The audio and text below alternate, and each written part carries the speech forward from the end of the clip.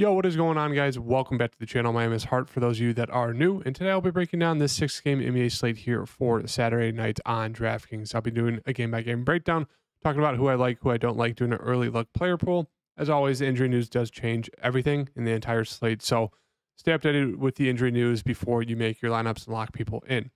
But make sure to hit that like button and subscribe. Let's get right into it. So I was able to cash 2 nights ago. Didn't play last night, and tonight was probably one of the most frustrating nights I've ever had. It just you can't possibly run more. You can't possibly run worse than what I have been running since the All-Star break happened. You can't possibly run worse. I've had guys going for career worst games every single slate. I finally cashed 2 nights ago. Get out of the slump. Tonight, I throw a $4 entry into the micro max that DraftKings has been running, 100K to first. And what do you know? Cole Anthony, 2% owned. Buddy Hield, 3% owned. Kyle Anderson, 2% owned. What do? Pretty much all three go for snowflakes. It's the dumbest shit ever. It's just so frustrating. It's just infuriating. I just can never run good once. That's all I will ask for, is to run good once in DFS. That's all I ask for.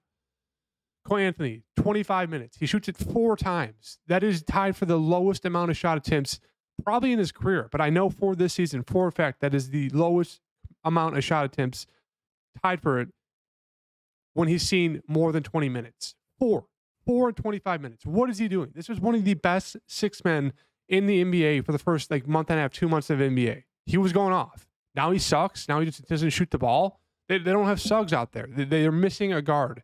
I don't even think Fultz played. They're missing all their guards, and yet he can only play 20. He plays 25 minutes and shoots 4 times. Absolutely frustrating stuff there. So dumb. 2%.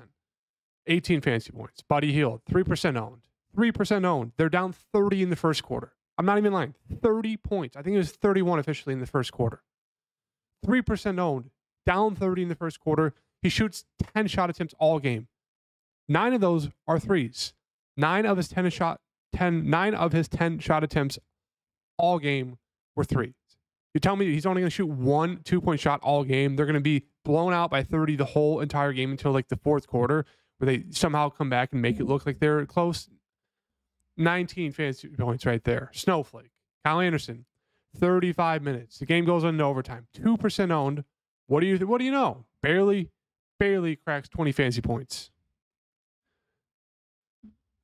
The dude barely averaged 0.5 fantasy points for the entire game. It's just infuriating stuff how badly I run. It's just hit everything else. Hit Miles Bridges, hit Jared Allen, hit Garland, hit Naz Reid. 52 from Naz Reid, 3% owned. Finally, that finally hits. Holmes, 45%, 34 fantasy points. I net 322.5. Of course, Jordan Poole goes for 5 stocks.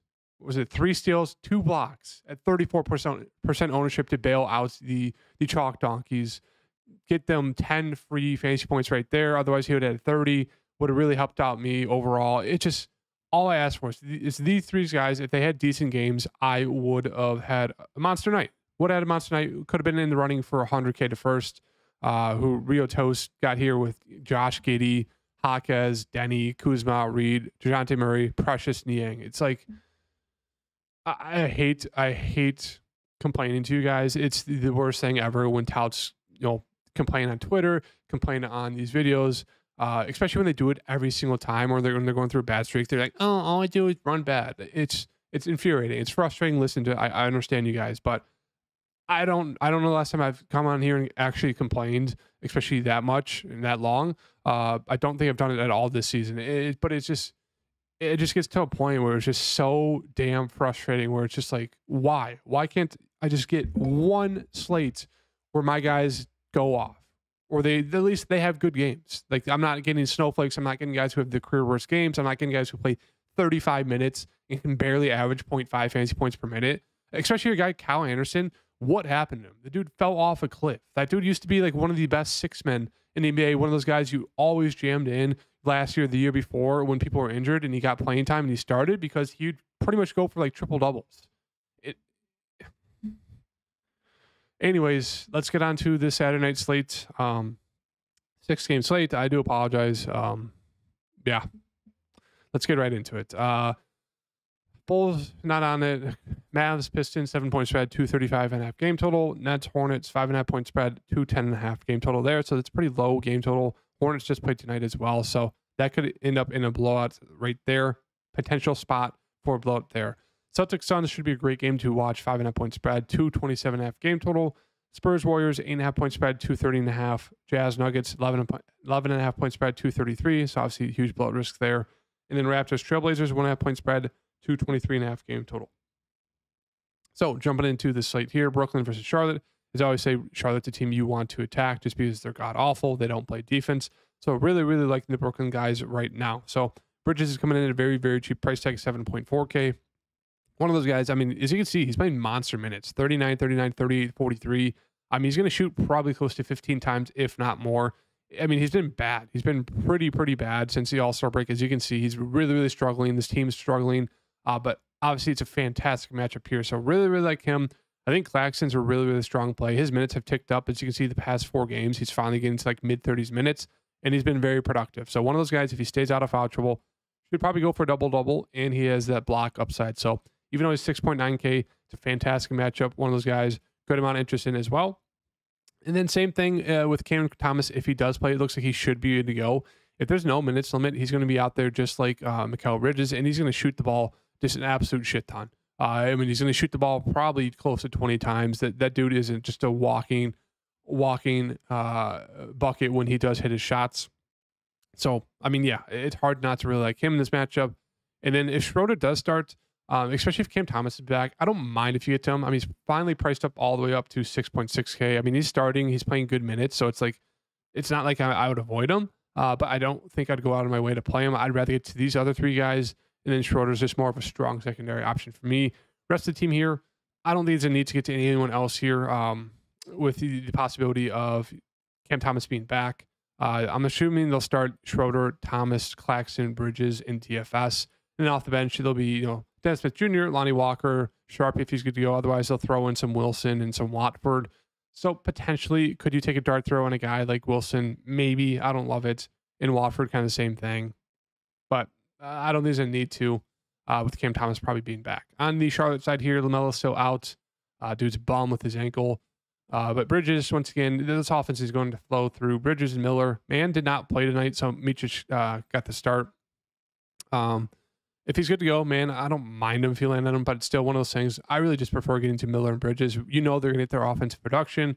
Miller's price is slowly declining a little bit. He's been up and down since they've added in these new guys of Mičić and Man. Grant Williams is priced all the way up to $5,700. Do not get that price at all. That is way too overpriced for a guy who's very, very up and down in terms of offense. So do not click on him. Mičić, if there is no man, I still think he's a solid play. He absolutely failed tonight at huge ownership, which was interesting to see.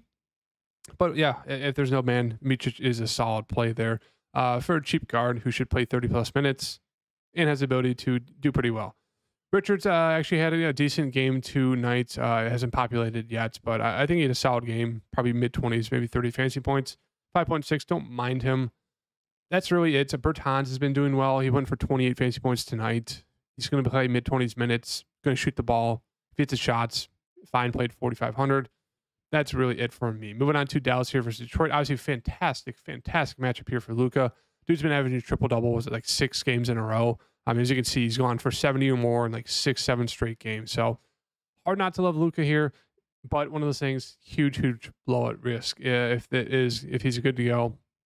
Now, for obvious reasons, if he's going to miss, you're going to want to load up on Kyrie Irving, PJ Washington, and Tim Hardaway Jr. Those are going to be the main guys you want to load up on. They'll be aggressive offensively with Kyrie leading.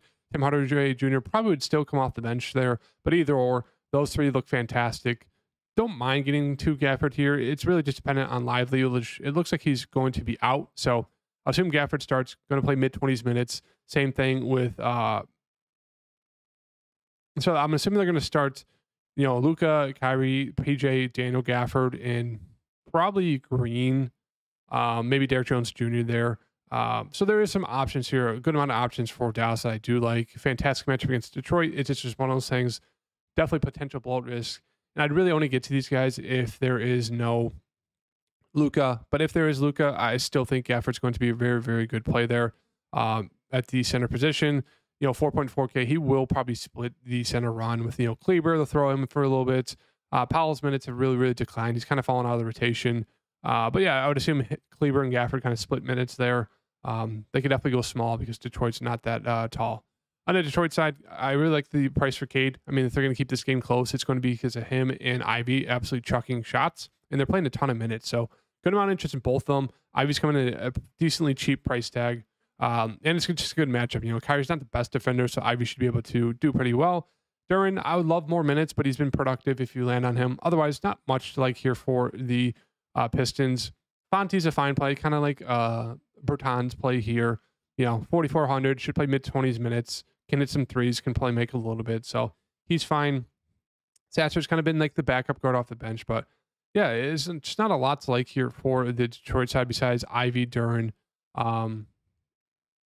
That's really it. Ivy, Duran, and Cunningham, sorry. Stewart, he's playing solid minutes, but as you can see, it's just he's not involved heavily in the offense, so it's hard to land on him with any sort of trust. For the third game here, Boston versus Phoenix should be a great game to watch. The big news right now is Tatum is probable, but Jaylen Brown is now questionable. They said it was a back, but now DraftKings is saying pelvis. Not really sure what it is, but yeah, Tatum has been getting. I just want to bring this up. Tatum has been getting absolutely slandered across the NBA media by Brian Windhorst, all these other people on Twitter for the past 3 games because he's been doing terrible. He's been absolutely god-awful, especially in the second half in these games here. I know the past 2 games, it looks like he's done solid, obviously DFS-wise, but he's been pretty bad. I mean, obviously they blew out Golden State there. But, I mean, 8-21 against Cleveland. It looks solid, 48, but he did not do well in that second half, especially the fourth quarter. And same thing here. The dude absolutely sucked in the fourth quarter against Denver. And the reason why I bring this up is I would not be surprised, especially if Jaylen Brown gets ruled out. I am locking in Tatum. I expect a huge, huge, huge bounce back game for Tatum here if there's no Brown. I know he sees it. I know he hears it. He's getting pissed that no one wants him in the MVP conversation and that he doesn't deserve it. I expect a huge, huge bounce back game here for him to absolutely go off and try to prove everyone wrong that he is him. So keep that in mind. Tatum has a lot to prove here for this game tomorrow if there's no Brown. Now, if there's Brown, I still expect Tatum to become very, very aggressive and try to go for like 40 plus points in the win. Porzingis, really, really like him if there's no Brown. Now, if there's Brown, I still think he's a solid play to land on. Brown's good to go. Sure, you can land on him. I mean, he's done pretty well the past, 4 or 5 games besides that one against Cleveland. He's gone for like 25 or more fantasy pretty much points out of those 5. So he looks strong, but still I prefer Porzingis. I prefer Tatum. And I don't mind landing on Derek White, 6.1K. Kind of one of those guys who's going to play a ton of minutes, kind of involved at times, kind of not involved at times, but he can easily go off for, 30, 35 plus, even when he doesn't shoot the ball a ton. Only 10 shot attempts, 32 minutes, still went for 40.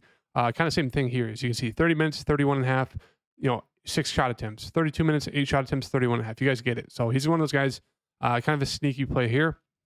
Otherwise, not much interest in Boston. Moving, in terms of like the secondary options or the cheap guys. On the Phoenix side here, Booker is questionable. If he's good to go, I mean, it looks like he's been upgraded as well. If there's no minutes limit, him and Durant look like the best plays. Nurkic looks like a strong GPP option. They're in the mid-range. And then I wouldn't really get to anyone else. Beal, seeing good minutes. It's just with Booker back, it really, it's the pecking orders, Booker and Durant and then Beal, even though they're having them involved to good amounts and trying to get the ball in his hands more. But now if there's, Booker's out once again, then I see Durant, Beal look really, really good. And then Allen, who's been absolutely on fire from 3. You could ride the hot streak with him, but as I said with Trey Murphy, it's going to come down to earth at some point. Royce, really got priced up. I mean, he's playing solid minutes, but it's hard to trust like this almost triple-double production, near triple-double production every game. And then Bol is a cheap, value guy who's actually been decently productive when he's been in there. Moving on to the Spurs here. No Victor. They did start Zach Collins instead of Victor that last game. Played 30 minutes. Pretty solid there. Almost a 38 bomb from him. So, once again, looks pretty solid here against Golden State. We'll take out Miles Bridges for now, and we'll just throw Zach Collins in there. But obviously, Vassal's going to be leading this offense. He's playing a ton of minutes, as you can see. close to 40 minutes a game, close to 20 shot attempts a game, and he's doing really, really well. Been very, very efficient. So he looks solid there if you want to land on him. Keldon Johnson is going to be that main kind of guy off the bench to score 5.5K. Only played 28 minutes. Did not love the minutes there, but shot it 17 times. Went for 35. So he has that ability. He's going to be super aggressive. It's just, hopefully we can get the minutes with him at 5.5K. He's one of my most interesting plays on the Spurs side. Sohan will be aggressive. The dude just absolutely sucks. I hate playing this dude. He's just like absolute clown. Trey Jones is fine if you land on him. He does have some upside there, but obviously helps if there's Victor. And then Branham was kind of the other guy who kind of took over in terms of just, having a solid fantasy point game there. 26 minutes, not the best, but shot it 11 times and went for 35. Barlow, sneaky play here. If you think Zach Collins gets foul trouble, Barlow's going to be the main guy. And that's really it. Moving on to Golden State here. As I say with Golden State, it's really, really hard to trust just like who is going to be the guy that goes off. Now, Steph Curry has been out or been ruled out with an ankle injury. So, Chris Paul and Pods are probably my two favorite plays to step up offensively and handle the ball. They both look like really, really strong plays. Now, in terms of the other offense, I really, really like Kuminga here as well. 6.9K. He was kind of the second star alongside Steph for a while there. Then everything kind of fell off a little bit when the team finally got fully healthy and everyone was seeing like mid-20s minutes besides Steph, who was seeing his full allotment. But yeah, Paul, Pods, and who am I missing? Paul, Pods, Chris Paul, Pods, and Kuminga. Sorry, I'm losing my mind here. Just absolute shambles from my rant earlier in this video, but those three are going to lead this team, lead this offense. So really, really all three. I don't mind Draymond if you land on him. Finally saw more than 30 minutes. Went for a triple-double there against the Bulls. We know he's that upside, so he's fine. I expect, Wiggins and Klay Thompson to be pretty aggressive, but they're kind of priced about right. But good amount of interest there with Golden State and those three main guys. On to the Utah game here. Obviously, huge blowout risk here for this game. Laurie's still out.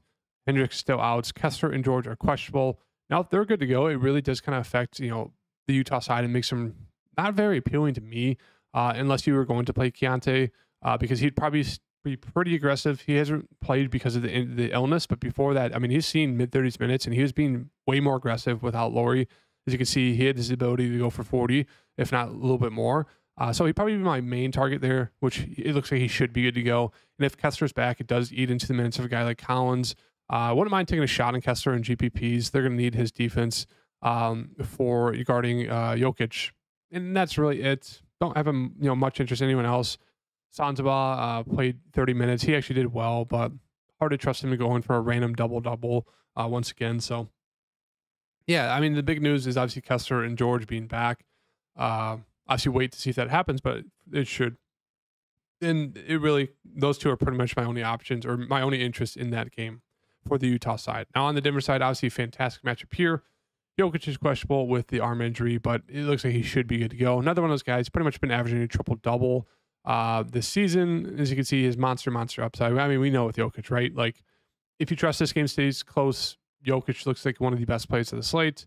Same thing with Murray. Now, if you think this game's going to blow out, then these guys are just fine secondary options. Murray, Jokic, and Porter. That's really it. And then moving on to the last game here, guys. Toronto versus Portland.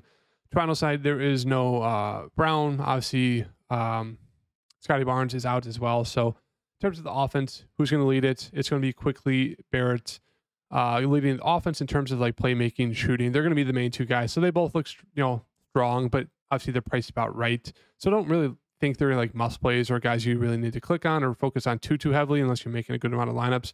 They can definitely throw them in a decent amount. But Linux played 28 minutes. 20 minutes back-to-back games starts. I think it's fine if you land on, but all the way priced up to 6.7. Just one of those things where it just makes him a fine play. Gary Trent Jr., 5.5K. He's playing solid minutes, as you can see. One of those guys who is very score independent, as we can kind of see here. Only three rebounds there, no assists. 3-1, 5-0, 3-2, 4-0. As you can see, very, very score independent, but 5.5K, always worth it in GPPs to take a little bit of a shot there. Agbaji, 4.8K. Grady Dick, I think it's kind of like a Bertans play there. That's really it. And then moving on to the Portland side, They're playing tonight, so obviously back-to-back does, make this game a little bit riskier, but Simon should lead the team here at 8.3K. He looks like a strong play, always very boom or bust, but we know the upside there with him. And then I don't know if, it looks like they haven't updated this yet. So Grant, Ayton, and Scoot and Walker, I think all three of them they had a decent chance to play tonight. Obviously, they did not play. They got ruled out. So, it could be one of the spots where if they're all ruled out, once again, Simon looks like a really strong play. Reith looks like decent play there at 5.5K. And then obviously Kamara, Murray, and Banton all look like really, really strong value plays, especially Banton. He's having a really good game tonight. He's actually been pretty solid once he's been getting the start. As you can see, he's been productive. I think he's like a 6'8" guard, kind of small forward there, point forward. So would have a good amount of interest in these three guys if you're looking for some cheap value in that forward position. As you can see here, 4.6, he'd easily fit into this, but yeah, I mean, that's kind of interest there. But obviously, a guy like Grant's back, a guy like Aiden's back, both of them back, even a guy like Scoot Henderson's back, really takes the interest out of these cheaper guys out of the way for me, because Simon's going to lead off and still. And then if a guy like Grant or Scoot or Aiden, those guys are back, they're going to be the second, third options in there. And so it's really not going to be worth it to get to any of these kind of shooting guard wings that are getting run right now. So that's my thoughts on the slate. So there's a good amount of, injury news we do have to wait on, and there's a lot of good spots. Obviously, I think one of the most pivotal is the Jaylen Brown there with Tatum. Really, really hoping he's very low owned. Even if Brown's ruled out, I hope he's very low owned. No one gets him, and I hope he goes for like 100 bomb. That would be fantastic. But yeah, a lot of interest here. Golden State looks really, really good. Obviously, Brooklyn's in a really, really good spot. I don't think many people are going to get to Brooklyn. I think a lot of people are going to flock to Golden State here. They're going to flock to possibly that Phoenix side if whether Booker is back or not. Same thing with Boston. Whether Bruce or Brown is out, people are going to obviously play the Boston guys, and then obviously that Dallas news with Luka is huge. So good amount of news that does change the slate. Hope you guys liked the video. Really do apologize for the rants, the 5-minute rant at the beginning of the video, but I had to get it out. It was just very, very frustrating. I hope you guys obviously hit the like button, subscribe, and I'll see you guys in the next breakdown tomorrow. Peace.